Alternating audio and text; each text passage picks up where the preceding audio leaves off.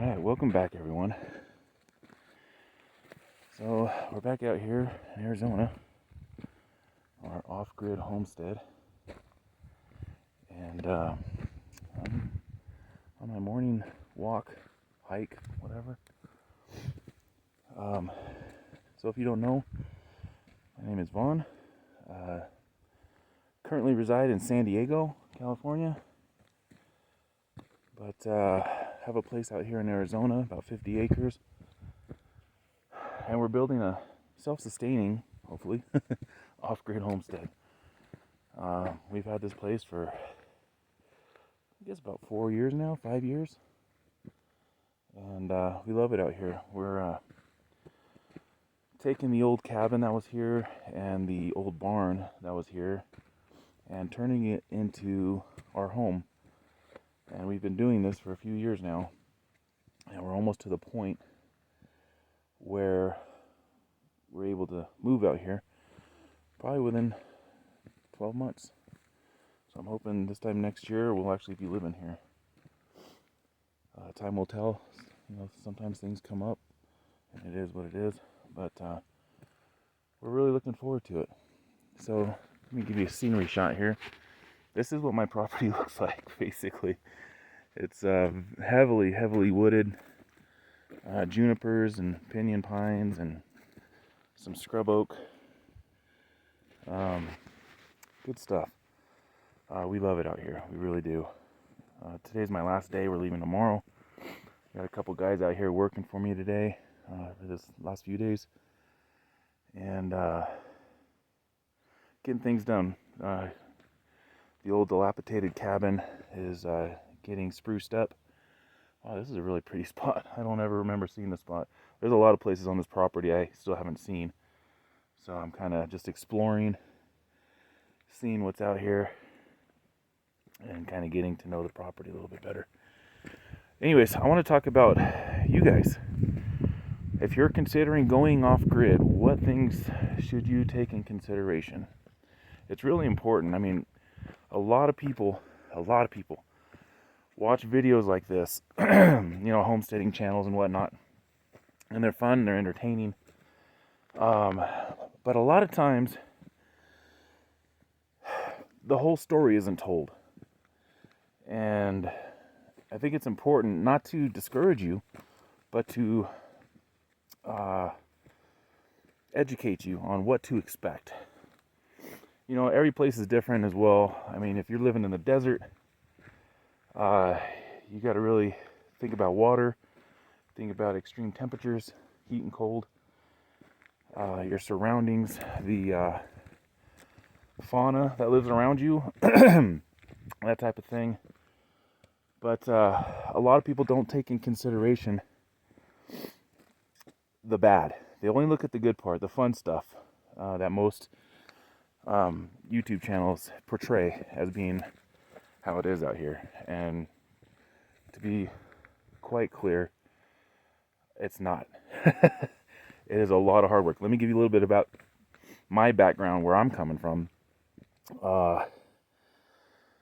I've owned a ranch before. It wasn't totally off-grid, but we were out in the sticks, definitely. And we had livestock. We did the gardens and orchards and all that stuff. If you guys want to see any of that, it's on my main channel, Backcountry Preps, here on YouTube. You can go way back, 5, 6, 7 years ago, and you'll see that place and all our animals and everything. But some things you need to take in consideration: temperature, rainfall. Out here, we're 100% on rain catchment. We don't have water pipes, we don't have sewer pipes, we don't have gas lines, that type of thing from a municipality. We have all our own stuff.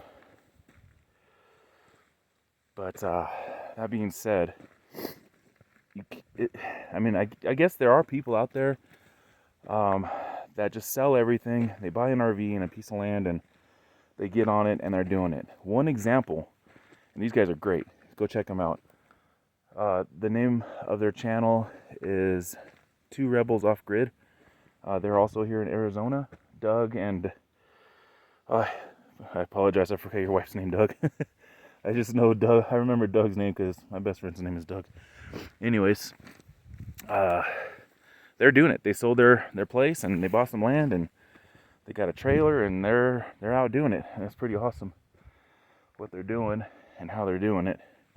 They're motivated. They're very smart, and I think they'll be just fine.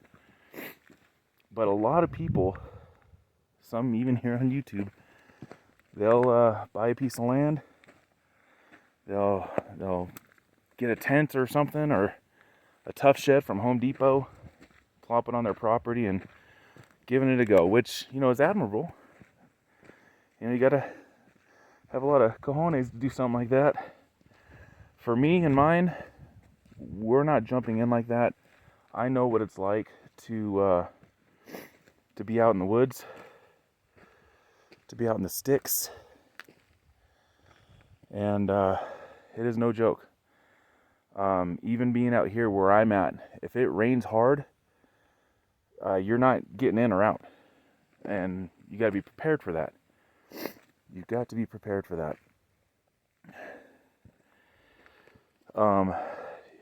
If you're out in an area like me, you've got to have four-wheel drive. There's no real other way around it. You can't come out in your Kia Soul and expect to make it. You have to have a vehicle that can definitely do the job, I guess you can say. And a lot of people don't have that. I've always had big trucks, always had 4x4s. I always buy my wife's vehicles, 4x4s, all that stuff. Just because I know what it's like not to have that when you need it. And man, it is no fun. So you got to have a vehicle. You got to be able to get in and get out at a moment's notice, no matter what. It's important to have things ready to go. Like I said, we've been out here for years, and we've been slowly building up our preps, I guess you can say. Making sure we have food, water, gas for the hot water heater, firewood, that type of thing, medicine, food, more food, extra fuel for the vehicles, all this stuff. We're definitely taking it slow, which is fine with us because we have responsibilities already. My wife and I are both business owners.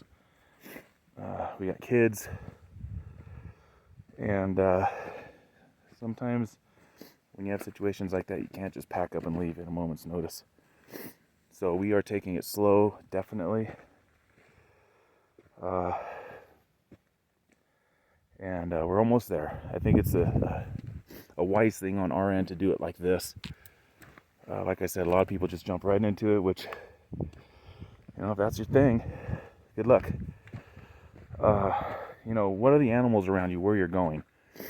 Here in Arizona, we've got it all. There is a lot of critters out here that are well suited for taking down an old fat guy like me and have me for lunch. So it's important to be able to protect yourself. It's important to know what to look for.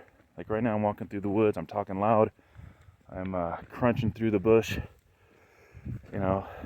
hopefully scaring away anything. We do have bear, we have wolf, we have mountain lion, we have bobcats, we have rattlesnakes, not this time of year, but we do have venomous snakes, venomous spiders, just a lot of stuff out here that can easily take me down. So know where you're going, know who already lives there.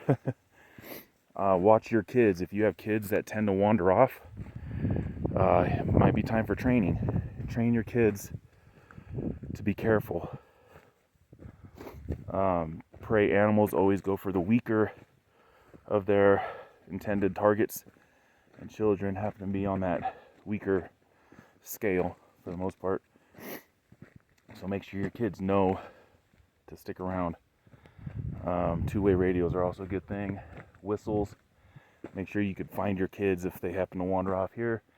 As you can see, everything looks the same. I mean, we have some topographical markers, you know, mountains and ravines and dry creek beds, and there are roads. You know, you got to know where those are at in relation to your camp, your home, safety. There's just so much stuff. I highly recommend you guys, if you're thinking about moving off grid, be smart about it. I don't recommend going commando, you know, just doing it, just blasting out, especially if you have a family. I don't think it's wise. Like I said, I'm used to this type of terrain. We've had this place for years. I've lived on my own ranch, and it is a great lifestyle, but one that should not be taken lightly. This place can kill, and it has, and it does every year. These places do kill people. They get stuck out in the weather. They have an insufficient vehicle that shouldn't be in some places, but some people push their vehicles beyond their limit.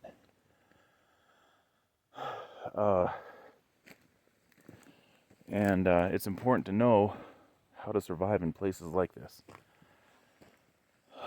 Because, like I said, once again, these places can kill, and you have to be aware of that and respect that.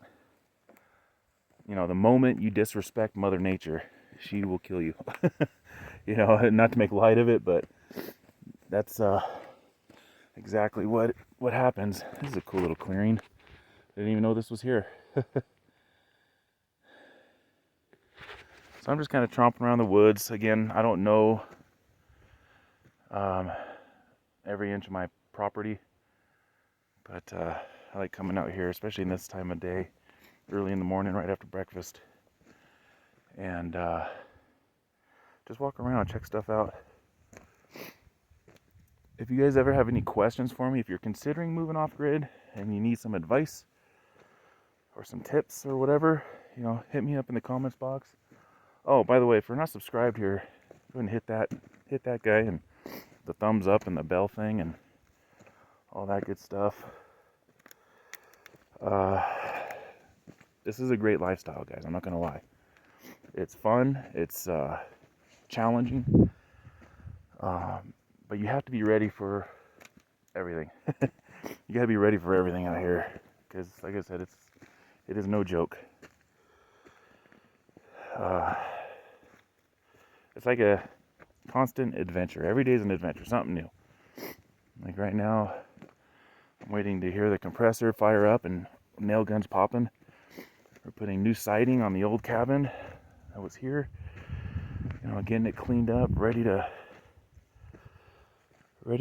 move in. Wow, it's really cool seeing all this new stuff I've never seen before.